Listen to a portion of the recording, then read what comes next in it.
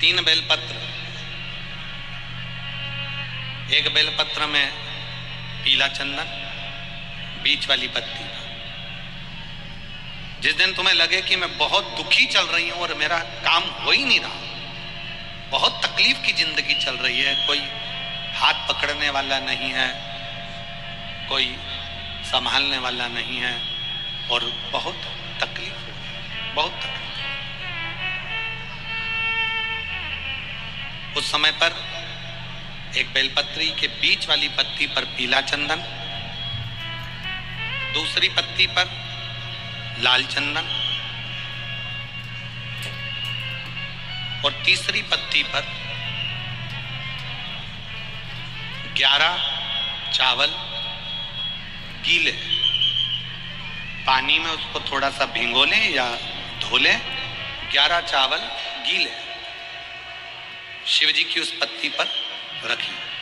सबसे पहला पीला चंदन का बेलपत्र, दूसरे नंबर पर लाल चंदन का बेलपत्र, तीसरे नंबर पर जो 11 चावल आपने धोकर रखे हैं वो हाथ की हथेली में रखना है और हाथ की हथेली में रखकर अपनी कामना कर कर भगवान शंकर से विनय कर कर पंचाक्षर मंत्र नमः शिवाय या षडाक्षर मंत्र ओम नमः शिवाय या श्री शिवाय नमस्तुभ्यम बोलकर उस बेलपत्र पर सीधे हाथ में रखकर उल्टे हाथ का स्पर्श कर कर बाबा से अपने मन के भाव कहकर शंकर के शिवलिंग पर उसे समर्पित कर दीजिए। एक ही लोटा जल, जहां से जल बहता है अशोक सुंदरी वाली जगह, एक ही लोटा जल जहां से जल बहता है उस जल बहने वाली जगह पर 3 बार उस जल को अपनी कामना कर कर श्री शिवाय नमस्तुभ्यम या पंचाक्षर मंत्र या षडाक्षर मंत्र बोलकर 3 बार उस स्थान पर गिरा दीजिए। गिराने के बाद में बाबा से विनय कर कर अक्षत वाली जो बेलपत्र है, एक बेलपत्र और एक अक्षत उसमें से अपने लिए लेकर आ जाओ। उसको 2 महीना 3 महीना अपने घर में रखिए। जितना भी दुख है धीरे धीरे बाबा समाप्त कर कर खुशियां घर में लेकर आता ही। दुख समाप्त होगा, खुशियां घर में आएगी जरूर। जिसका विवेक बुद्धि स्थिर नहीं होती है ना, उसको एक लोटा जल, एक दुर्वा की जो डंडी है वो अशोक सुंदरी की ओर, थोड़ा ध्यान देना। कई लोग कहते हैं कि मेरे पति की बुद्धि स्थिर नहीं रहती, कोई कहता मेरी पत्नी की बुद्धि स्थिर नहीं रहती, कोई कहता बेटा की बुद्धि स्थिर नहीं है, कोई कहता बेटी की बुद्धि स्थिर नहीं है। कई डॉक्टर कह देते हैं कि इसको मिर्गी का दौरा आने लगा या इसको ये दौरा आने लगा। तो उस समय पर थोड़ा ध्यान देंगे। ये शिवलिंग जलाधारी, ये जल बहने का स्थान, गणेश कार्तिकेय, बीच में अशोक सुंदरी, ये पार्वती जी का हस्त कमल, ये शिवलिंग शंकर भगवान का प्रतीक। ऊपर से जो एक एक बूंद पानी गिर रहा है शंकर जी की 5 बेटियां जया, विषहारा, शामली बारी, दौतली और देव, ये ऊपर से जल गिरा। एक बेलपत्र, डंडी का मुख अशोक सुंदरी की ओर,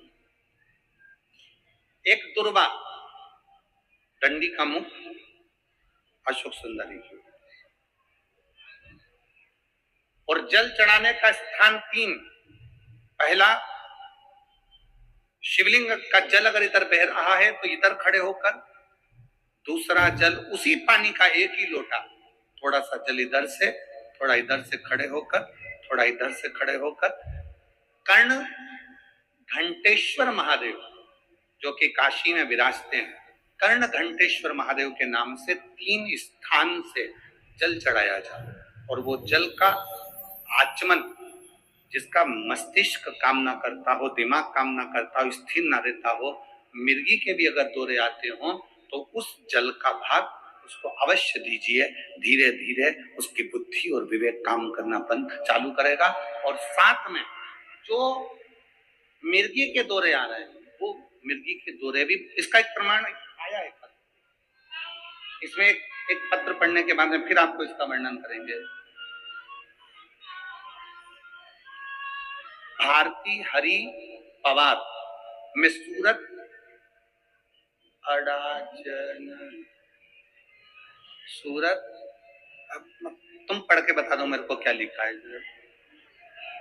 अड़ाजन, अड़ाजन सही बोला है ना? फिर तो अपन भाई भाई हो गए, ठीक है। अड़ाजन, पालनपुर जकात नाका अड़ाजन बिस्तौर की निवासी। बहुत बड़ा एड्रेस है दादा, ठीक है। मेरा मोबाइल नंबर ये है, कहीं बैठी हो तो हाथ हिला देना, अगर कहीं बैठी हो तो हाथ हिलाइएगा। एक लोटे जल का मैं क्या वर्णन करूं। मेरी बेटी हर्षता हरि पवार, जब ये 3 साल की थी तब से इसको मिर्गी का दौरा आता है। हम बहुत परेशान थे, कई डॉक्टरों को दिखाया पर आराम नहीं लगा। फिर भी आराम नहीं आया। एक दिन मेरी माँ फोन पर भी, आप आस्था चैनल पर प्रदीप मिश्रा की कथा आती है वो सुनो, उसने बोला गांव से मेरी मौसी का फोन आया, बेटी तू तबीयत पूछने के लिए। उन्होंने कहा पशुपतिनाथ का व्रत कर, तेरी बेटी ठीक हो जाएगी। बाबा, मैं भगवान को मानती नहीं थी, आलू प्याज का ठेला करती हूं, गरीबी में जिंदगी जीती। पर मेरी सहेली मिली, उसने भी बताया कि आस्था चैनल पर कथा आती है वो सुनो। 1 लोटा जल महादेव पर चढ़ाने का क्या फल होता है, मैंने आस्था चैनल पर कथा सुनी, अपनी बेटी को भी सुनाई। और बीच में कथा सुनते सुनते भी मेरी बेटी को दौरे आते। गुरुदेव, मुझे भगवान पर भरोसा बिल्कुल नहीं था, पर पहली बार आस्था चैनल पर कथा सुनने के बाद मैंने भरोसा किया और मेरी सहेली सीहोर गई, वहां से रुद्राक्ष ला कर दिया, उसका जल शिव को चढ़ाकर पिलाना प्रारंभ करा। मेरी बेटी को मैं धूलिया कथा के पंडाल में लेकर चली गई, क्योंकि आप कहते हो कि पंडाल में बैठकर जो मांगा जाता है भगवान देता जरूर है। मैं धूलिया के कथा पंडाल में बेटी को लेकर गई। बेटी को वहां पर लेकर बैठी ही थी कि सवेरे 8 बजे बेटी को मिर्गी का दौरा आ गया।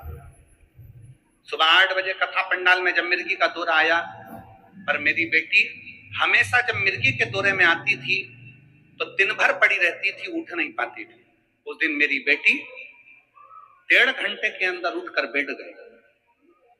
डॉक्टरों को ले जाकर दिखाया, 15 मिनट वो तो कहते थे कि ये उठेगी, परंतु इसके साथ मिर्गी का दौरा चलता रहेगा।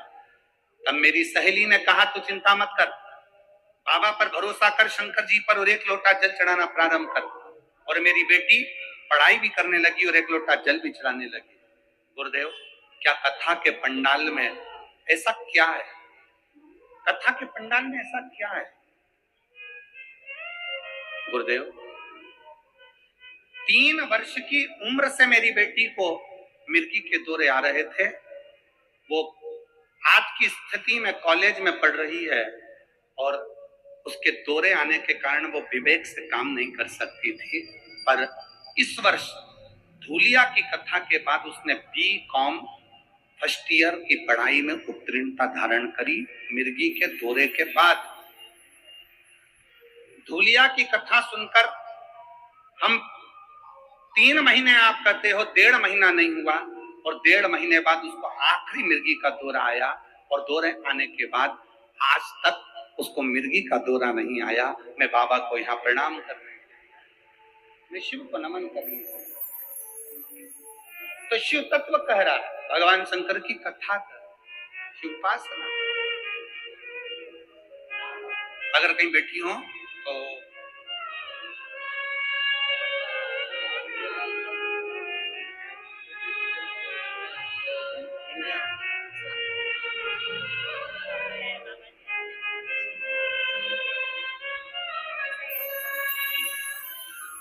बैंक ऑफ बड़ौदा में इनके बच्चे की नौकरी लगी। एक बार जोरदार ताली।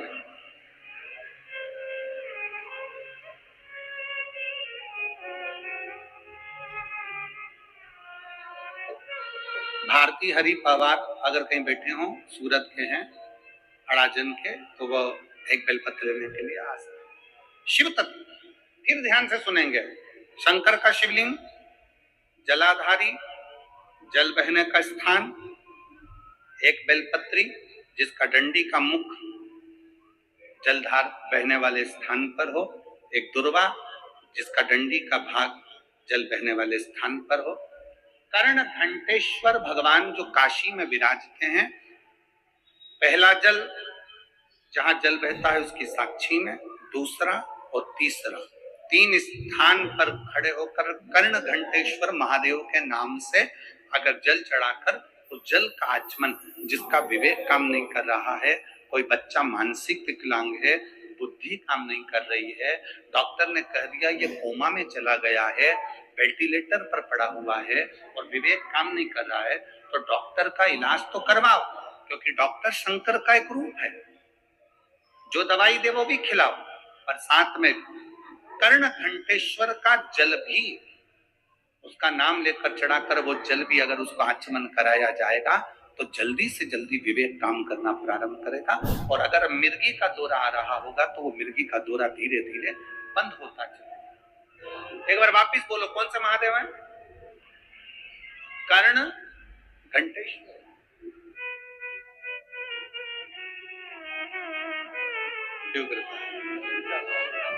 पाटिल जी, दीदी कह रही हैं आपने सूरत में कथा कराई, हमारी भी उम्र उनको लग जाए। साधुता है।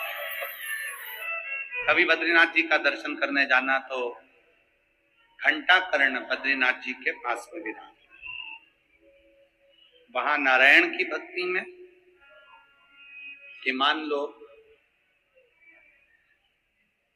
बहुत बड़ा एक्सीडेंट हुआ, बहुत बड़ा, और उस बहुत बड़े एक्सीडेंट में थोड़ी सी चोट लगी, गाड़ी अगर पूरी टूट भी गई, गाड़ी बेकार भी हो गई, और थोड़ी सी चोट लगे, तो सबसे पहले जहां एक्सीडेंट हुआ है उसी स्थान पर उस भगवान शंकर को धन्यवाद देना कि तूने मेरे एक लोटे जल की लाज रख ली, तूने एक लोटा जल की लाज रख ली। परिवार का कोई सदस्य, परिवार का कोई व्यक्ति, परिवार का कोई एक बुजुर्ग हो, जवान हो, बूढ़ा, बच्चा, कोई शंकर के मंदिर में हमारे घर का जरूर गया होगा, जिसने एक लोटा जल चढ़ाया होगा। वो जल का फल कहीं ना कहीं हमारी विपदा की घड़ी में हमारे सम्मुख में आया। आप लोगों के घर के अंदर घंटी है, वो गरुड़ घंटी, छोटी सी रहते, बजाते हैं। काय के लिए बजाते हैं उसको? भगवान की आरती में बजाया जाता है, भोग लगे तब बजाया जाता है, भगवान को जगाना हो तब बजाया जाता है। किसके लिए बजाते हैं? भगवान के लिए।